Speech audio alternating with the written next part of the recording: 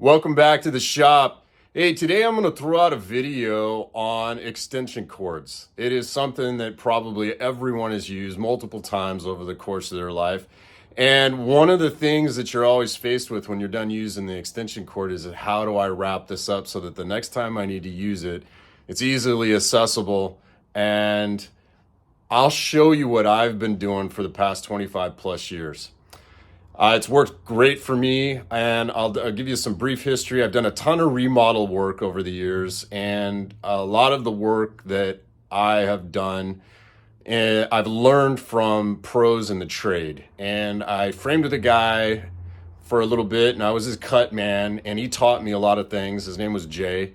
And one of the many things that he taught me was how to wind my extension cords. And he was a little bit, I wouldn't say frustrated, but he did not like the way I wound my cords.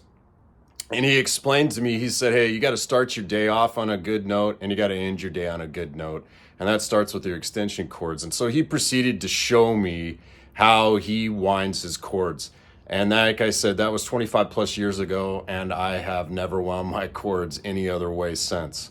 And he was right. It saves me time, and it has got to the point now where I could do it in my sleep. So anyway, I don't want to bore you talking to the camera. Let's get out. I'll show you what I'm talking about, and hopefully this will make things a little bit easier for you when you deal with your extension cords. So this is how I wind my cords.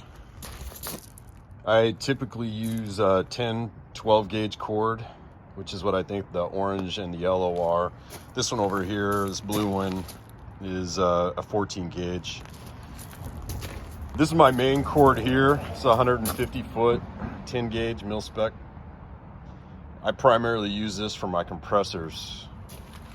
So what I'll do is I'll run you through winding this long cord up in real time, show you how quickly I can make that happen, and then I'll slow the process down for you and show you how you can get to this point. Really easy. This is going to be a short video, but like I said, I think it'll help you out in storing your cords. All right, the first step in this process is to straighten your cord out, work all the kinks out of it, which is what you see with this cord on the left, this blue cord. The cord on the right, I have already stretched out. That's a 150 foot or 100 foot cord, so I was across the street with it. But once you've got it all straightened out like you do on the left, you grab one of the ends, or you grab the end, and you bring it back to meet up with the other end, which is what you see here. Once you've got that done, now you're ready to start winding your cord, and I'll show you how that works. First thing you do is grab the two ends and you make a loop. All you do is just make a loop. And then you take the two ends and you run them right through the middle of the loop, like so. And once you've got that, then you just start feeding. And it is about 30 degrees today, and this is a 10 gauge cord, Milspec, so it's not a real pliable cord. So you can really get an idea that even when it's cold outside with a real heavy gauge cord, this process works like a charm. So again, this is a 100 or 150 foot cord, all wound up.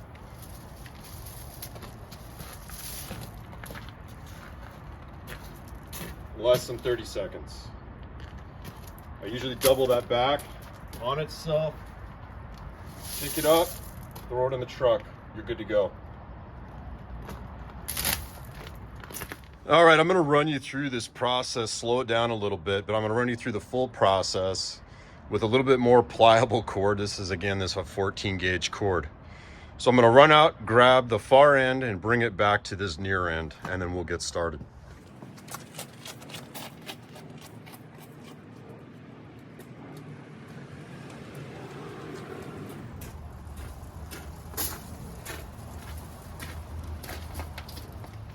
All right, so I've got my two ends.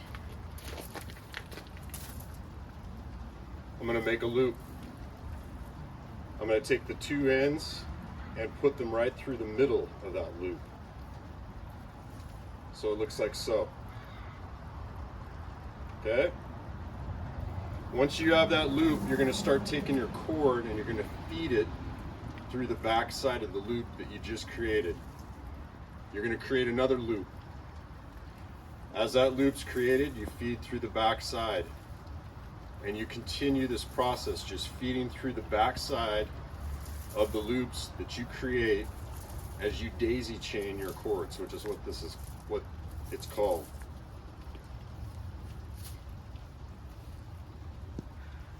Now when you get to the end into your last loop, and then you've got the end of the cord, you take the last bit of your cord and you just feed it through that last loop, pull it tight.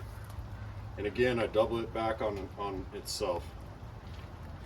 Throw it in the back of the truck. All right, I'm going to show you when you have a wound cord, how you unwind the cord. So again, this is where we ended.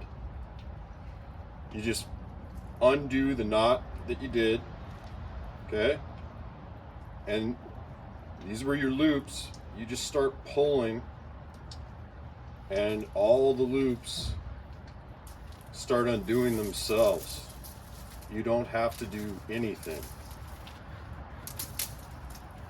And then you are right back where you started with the original loop that you created. So again, I'm going to undo that. So say we double back, we straightened it out and we double backed on itself. We create our loop, run it through the middle, and let me get my cord over here.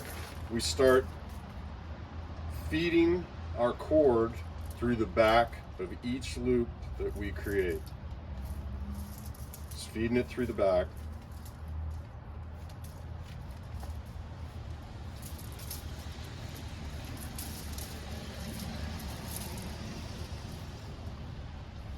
Okay, and we're at our last loop again. With the end of the cord, we run that last loop right through, or the end of the cord, excuse me, right through that last loop. Back on itself, throw it in the truck. Hey, thanks for joining me today. I hope you found this useful. It's definitely something that's helped me out over the years. As Jay told me, start your day off on a good note and end it on a good note. This is something that's worked for me. Hopefully it'll work for you. And I appreciate you watching. Thanks for joining me, and I will catch you on the next video.